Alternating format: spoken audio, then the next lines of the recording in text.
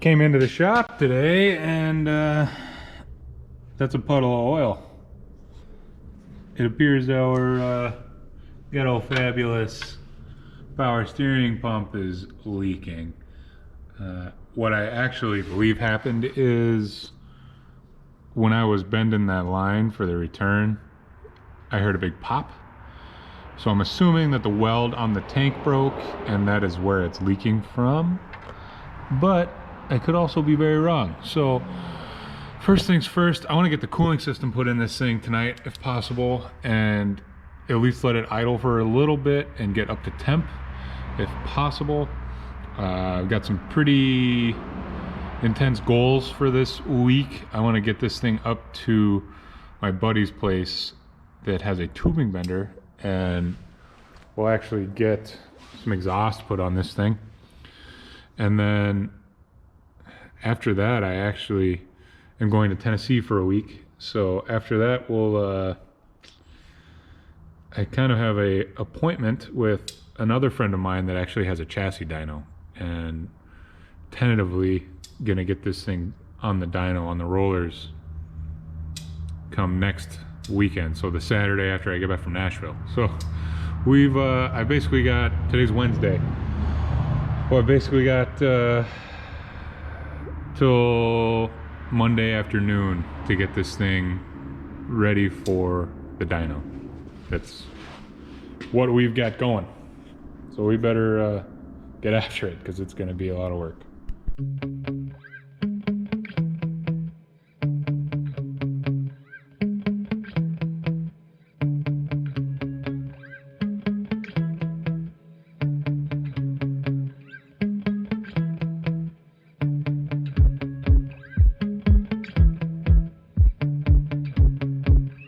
So here is the situation. My fault. Definitely cracked that while I was trying to kind of bend this around to get that line to fit. And then I'm not exactly sure what the hell happened there as far as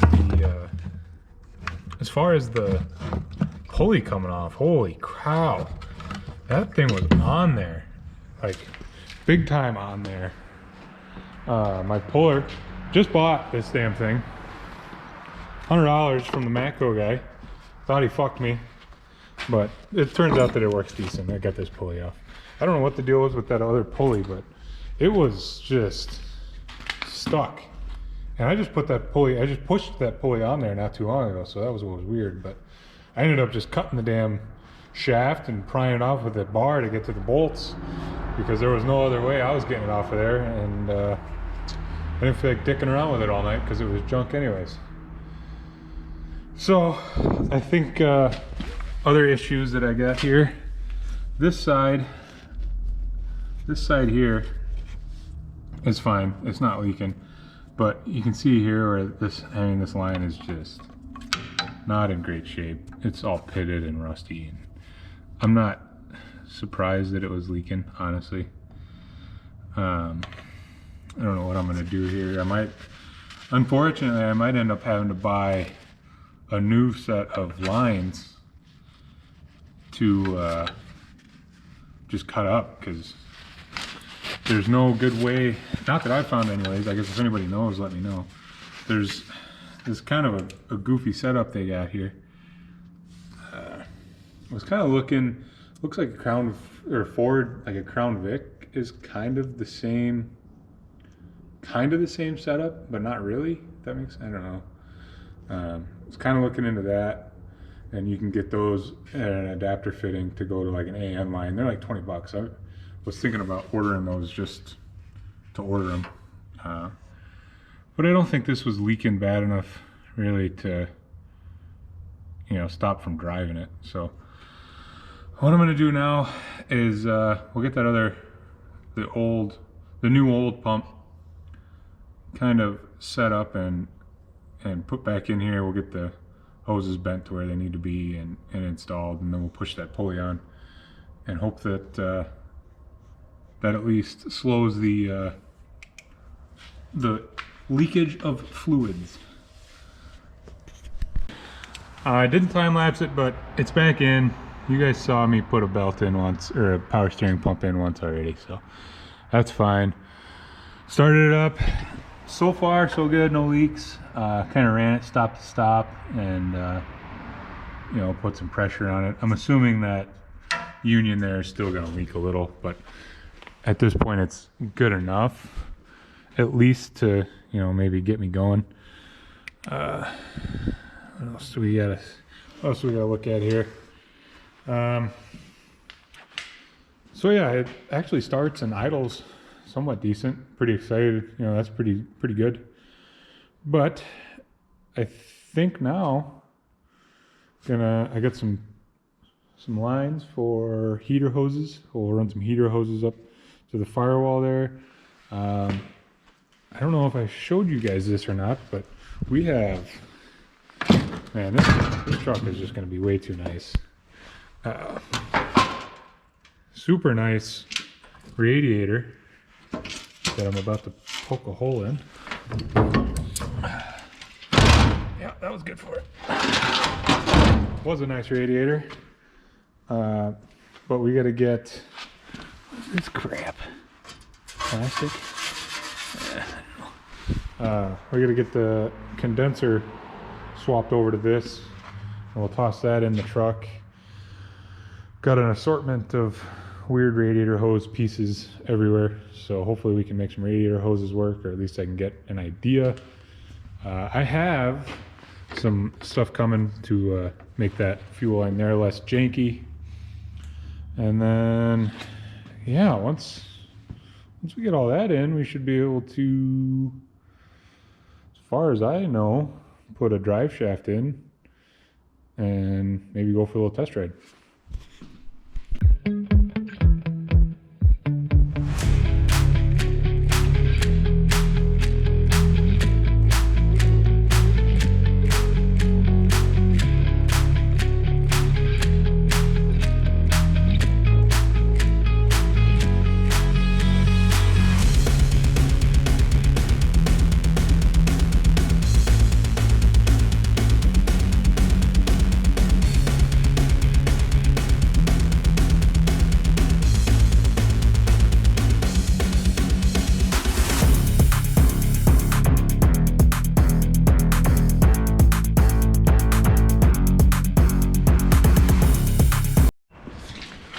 Condenser and radiator are both in.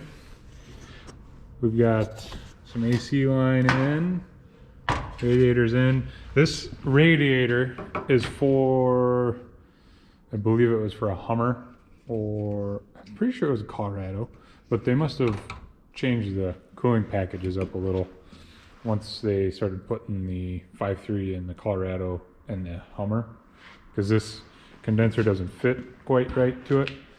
And this line is, you can see it obviously, but it's a little backwards as far as where the fitting goes. So I think what I'm gonna end up doing is making a spacer here that's, you know, the same length, and then I can kind of run a bolt in. We'll see if this works. I don't know. It seems like it's tight enough, really. But I guess when we get a vacuum pump on this thing, we'll see if it holds. If it holds, good enough. If it doesn't, we'll have to change her up a little. But as you can see here, we need coolant hose to go from here to here.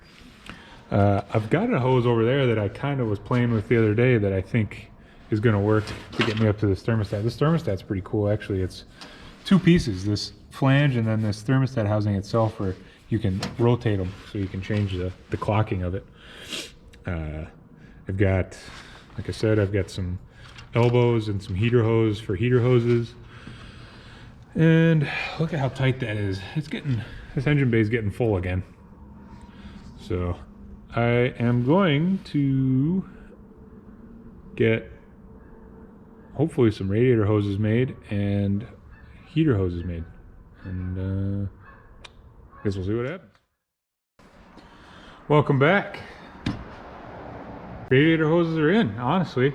It's actually worked out pretty nice. I had, you know, we just kind of have an assortment of random hoses laying around the shop, and I actually was able to, where this neck for the water pump goes in, there's kind of a double flare type deal here, and it was sticking out too far, honestly, for this hose. So I just chopped that off, and there's still a ridge around that edge, so it'll clamp onto the, it'll grab this hose nice. And then I actually just stuck that piece in between these two hoses here with this one clamp right in between the two hoses. Hopefully that'll hold. I mean, I guess we'll find out. If not, I'll put another clamp on there. Not a big deal. Obviously, top hose. I gotta put some clamps on the bottom radiator hose yet, but that radiator hose is actually a warranted hose out of a Bobcat skid steer. So that kind of funny how all that stuff works sometimes. But this clockable thermostat housing here was a lifesaver. That thing made this so much nicer. Anyways, let's get some hose clamps tossed in here and put some coolant in it and see where it all leaks. Okay, I think we are ready for water.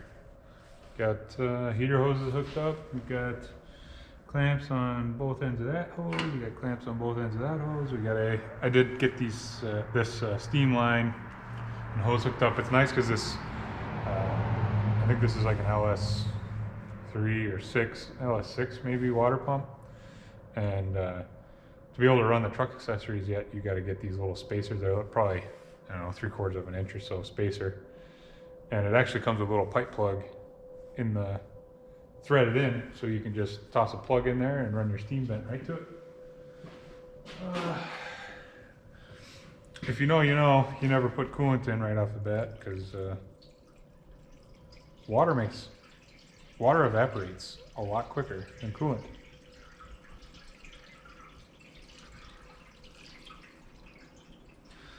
There's maybe 1/4 of a gallon. It's not running all over the ground yet, so we'll call that a success, kind of.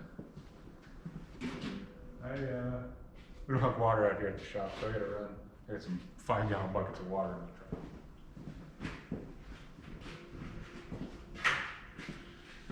Okay. I'm going to attempt to pour back into this gallon jug, make a giant mess. It'll be great.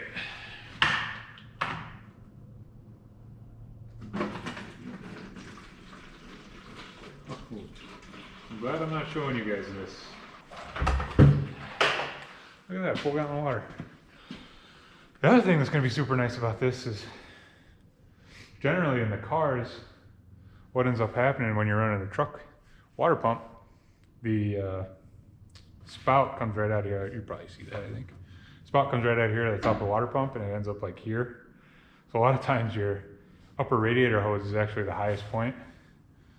So getting water into the engine block is a problem.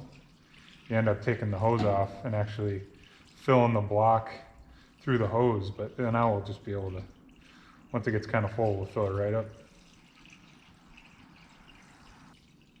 This is a pretty decent sized radiator too. Hand shaking, hold up.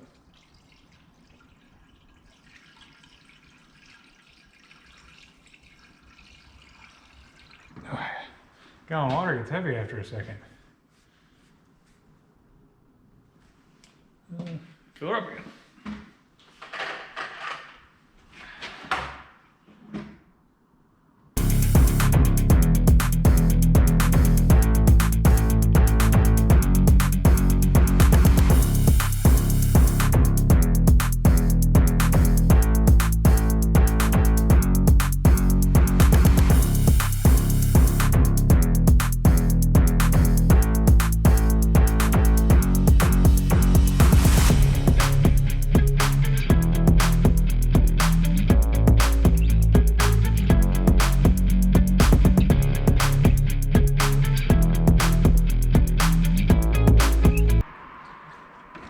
There we go. Shit, it's gonna cost me $50 just to fill this thing with coolant.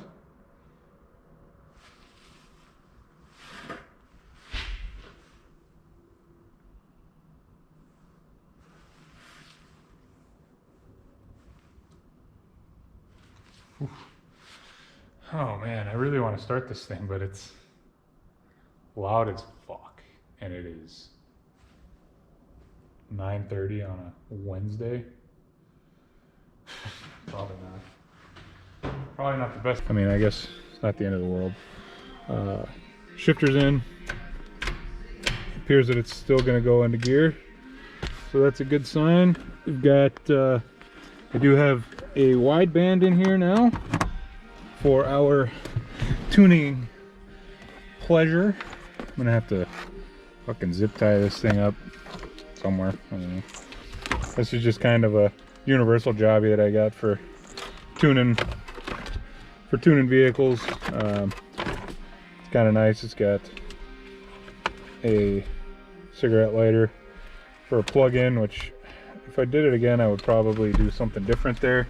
Maybe I've seen some guys use like a Milwaukee battery to power them, because it's just kind of a, I don't know, it never fucking stays in the cigarette lighter like it's supposed to, and you know. But anyways, we're gonna start this thing up for the first time with a wideband in it and see how terrible it is.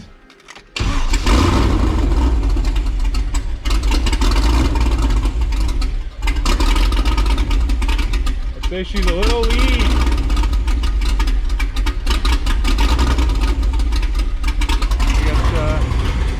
We got some wheels moving maybe?